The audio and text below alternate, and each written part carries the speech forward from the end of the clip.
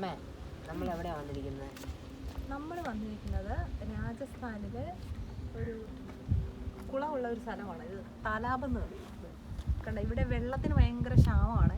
അപ്പോൾ ഈ കുളത്തിൽ നിന്നാണ് ഇവിടെയുള്ള ആളുകൾക്ക് ജലം എത്തിക്കുന്നത്.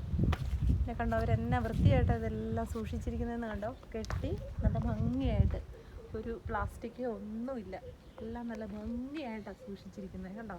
അപ്പം ഞാൻ കാണിച്ചു തരാം, എൻ്റെ കൂടത്തിൽ വാ.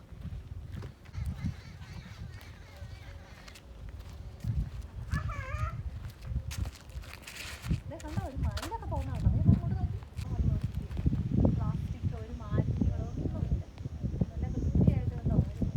അതിൻ്റെ ബൗണ്ടറി ഒക്കെ കണ്ടോ, എത്ര വൃത്തിയായിട്ടൊക്കെ. നോക്കിക്കേ, ഒരു കൂട് പോലെ തൂക്കിയിട്ടിരിക്കുന്നത് കണ്ടോ.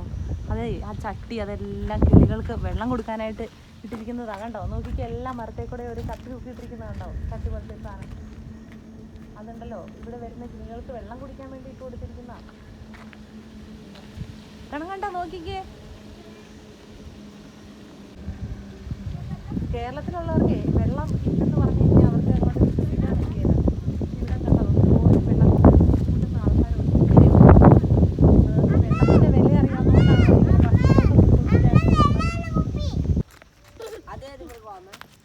അതോ ആ കാണുന്നതാണ് കേഴ.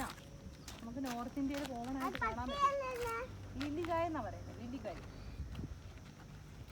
കണ്ടോ, നമ്മുടെ നാട്ടിലെ കൊന്നപ്പൂ നിൽക്കുന്ന കണ്ടോ, നോക്കി. അവിടെ ഉണ്ട് കൊന്നപ്പൂ, നോക്കി.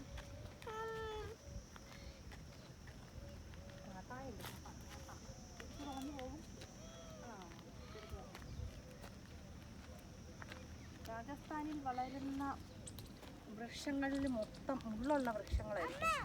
നമ്മൾ പുറത്തോട്ടിറങ്ങുമ്പോൾ നമ്മുടെ കാലിൽ മുള്ളു കൊള്ളും എന്നുള്ളത് സ്വാഭാവികമാണ്.